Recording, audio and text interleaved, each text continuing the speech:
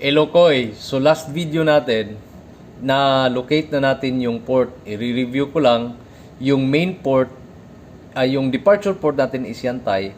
Tapos yung arrival port natin is yung Shanghai Guan. Pero yung main port niya is yung Xinhuangdao. Ngayon, kukuha na tayo ng distansya. Minamadali ka na ni Kapitan. Kunin mo na yung distansya.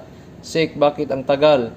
So, ang gagawin mo lang, kahit wala ka pang chart sa ECDIS mo, pumunta ka ng ECDIS. Kasi mostly ng mga ECDIS, napansin ko ngayon, yung bago na, is meron silang mga overview charts na kahit hindi mo makikita itong mga depths,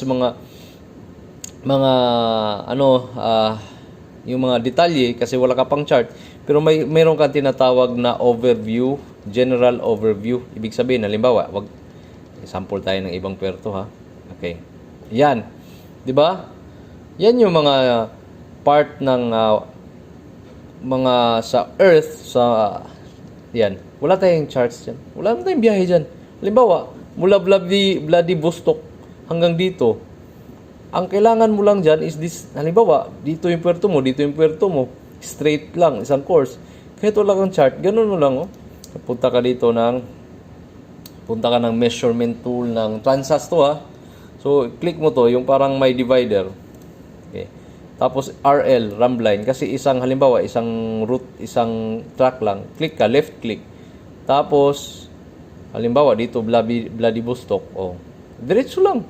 Lagay ka ng isang waypoint dyan. Halimbawa, papasok. Tapos, pangalawang waypoint. Bird na. Yan. Sir, ito may nakalagay. Total distance, 443. Nakita nyo kamay ko? 443. Yan agad yung ibigay mong distansya. Di ba? Kasi, baka liliko. 443, di ba? 443. O, dagdagan mo ng halimbawa, 20 miles. Straight naman yan eh. Hindi. Dagdagan mo ng, sir, dadagdagan natin ng 20 miles. So, gawin natin 443 kanina, di ba? 463, sir. Bigay natin ni Chief Engineer. 463. O, kaya ni Chief Mate.